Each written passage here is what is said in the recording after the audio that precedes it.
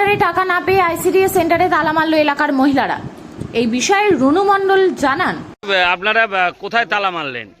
আমরা আইসিডিএস সেন্টারে এসেছিলাম, আসার পরে কারণ আমরা জানি যে আমাদের ভেরিফিকেশন করেছে আইসিডিএস দিদিমণিরা, তো এখান থেকে দুটো দিদিমণি একসঙ্গে হয়ে ভেরিফিকেশন করা হয়েছে। আমাদের বাড়িতে ভেরিফিকেশন হয়নি, কোনো একবার টাকা পেয়েছি, এই মাসে পাইনি। তার কারণটা কি, এটা কারণ জানার জন্য আসছিলাম। প্লাস অন্যদের কথার সঙ্গে মিল খাচ্ছে না। এই দিদিমণি বলছে ওই দিদিমণির কাছে দিয়েছি, ওই দিদিমণি বলছে এই দিদিমণির কাছে দিয়েছি। তো এখন ওই দিদিমণি তো ভয়ে পালিয়ে গেছে, মানে আসতে বলা হচ্ছে তবু আসছে না। এবার এই দিদিমণি বলছে যে আমার সম্পূর্ণ যা যা ভেরিফিকেশন করেছি সব ওর কাছে আছে। এবার আবার বলছে সই করে জমা দেয়নি। ইনি বলছে আমি সই করেছি, উনি বলছে উনি সই করেনি। তাহলে কি আমাদের এই জিনিসগুলো কি কম্পিউটারে আপলোড হবে? যার কারণে আমরা জানি যে এদের জন্য আমাদের টাকাটা ঢুকেনি।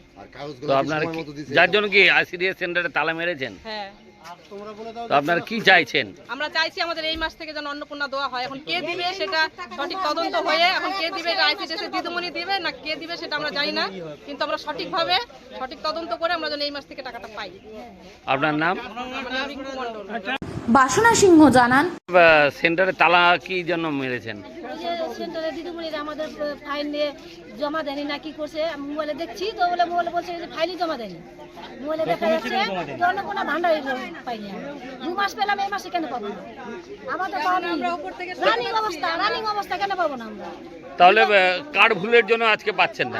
দিদিমণিদের জন্য ওরা ঠিক মতো করেনি, সেই জন্যই আমরা এই অবস্থা আমাদের। হ্যাঁ, বাড়ি বসে বসে করছে, আর বাড়িতে বসে বসে ফোন করছে তোমার, হ্যাঁ তোমার কতখানি জমি লিখেছো, কতখানি কি আছে, এইভাবে বাড়িতে বসে বসে করছে। তাহলে কি চাইছেন আপনারা? আমরা চাইছি যে সঠিক বিচার হোক, আমরা জানি পাই। হ্যাঁ, আমরা জানি পাই সবাই আমাদের। আপনার নাম? বাসনা সিং। এছাড়াও এলাকাবাসী রতন মণ্ডল জানান, তালা মেরেছেন আইসিডিএস সেন্টারে তেল তালা মেরেছি। আমাদের যে এখন যে সরকার আমাদের যে অন্নপূর্ণা ভান্ডার দিচ্ছে, অনেকে 1 মাস 2 মাস পেয়ে গেছে, এই মাসে পায়নি। আর এখানে এই সেন্টারে দিদিমণিকে দিয়ে সার্ভে করানোর ব্যবস্থা করা হয়েছিল। এনারা কি করছে, রাজনৈতিকভাবে শুধু তৃণমূলের লোকদের পাইয়ে দিয়েছে।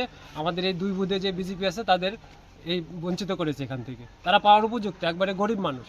আর কিছু কিছু টিএমসির লোক পেয়ে গেছে, তারা জমি জায়গা অনেক ভালো পাকা বাড়ি তারাও পেয়ে গেছে। এই বিষয় নিয়ে আজকে আন্দোলন হয়েছে, সব মহিলারা করেছে, আমরা সাথে একটু সহযোগিতা ছিলাম।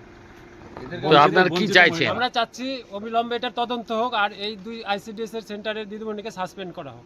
এই দাবিটাই নিয়ে আজকে মূল উদ্দেশ্য। আপনার নাম? রতন মণ্ডল। অন্নপূর্ণা ভান্ডারে টাকা না পাওয়ায় এবার মহিলাদের ক্ষোভ গিয়ে পড়ল আইসিডিএস কর্মীদের উপর। ভেরিফিকেশনে কারচুপি হয়েছে বলে অভিযোগ। আইসিডিএস কর্মীরা ভেরিফিকেশনের সময় তাদের পছন্দের মহিলাদের নাম পাঠায় বলে অভিযোগ। বংশিয়ারের বিলবাড়াইল পূর্ব ও পশ্চিম 2টি বুথের অধিকাংশ মহিলাদের নাম না পাঠানোয় অন্নপূর্ণা ভান্ডার থেকে তারা বঞ্চিত। শনিবার তারা একত্রিত হয়ে দিলকণ্ঠী 156 নম্বর 155 নম্বর বিলবাড়াইল 2টি আইসিডিএস কেন্দ্রে তালা দিয়ে বিক্ষোভ দেখান। এই 2টি আইসিডিএস কেন্দ্রে কর্মীরা বীরবাড়াইল পূর্ব ও পশ্চিম 2টি বুথের অন্নপূর্ণা ভান্ডারের ভেরিফিকেশনের কাজ করেছেন। ঘটনার খবর পেয়ে ঘটনাস্থলে পুলিশ গিয়ে পরিস্থিতি নিয়ন্ত্রণ করেন। আইসিডিএস কেন্দ্রের 2 কর্মী কণিকা মিতা এবং শেফালি সরকার তাদের বিরুদ্ধে ওঠা অভিযোগ অস্বীকার করেছেন। তারা জানান প্রতিটি বাড়িতে গিয়ে সরকারি নির্দেশিকা মেনে সঠিকভাবে ভেরিফিকেশন করেছেন। স্থানীয় সূত্রে জানা গেছে, বিলবাড়াইল পূর্ব ও পশ্চিম 2টি বুথের অন্নপূর্ণা ভান্ডারের সুবিধা পাওয়ার জন্য আবেদন করা মহিলাদের বাড়ি বাড়ি ভেরিফিকেশনের জন্য জুলাই মাসে আইসিডিএস কর্মীদের দায়িত্ব দেওয়া হয়েছিল। ওই এলাকার 155 নম্বর 2টি আইসিডিএস কেন্দ্রের কর্মী কণিকা মির্ধা এবং শেফালি সরকারকে ভেরিফিকেশনের কাজ দেওয়া হয়। তারা সীমিত সময়ের মধ্যে বাড়ি বাড়ি না গিয়ে ভেরিফিকেশন সম্পূর্ণ করেন। এলাকার মহিলারা আশায় ছিলেন ভেরিফিকেশনের পর আগস্ট মাসে তাদের অ্যাকাউন্টে টাকা ঢুকবে, কিন্তু আগস্ট মাসে তাদের টাকা না ঢোকায় আইসিডিএস কর্মীদের উপর দোষ চাপিয়ে তাদের কেন্দ্রে গিয়ে ক্ষোভে পেটে পড়ল।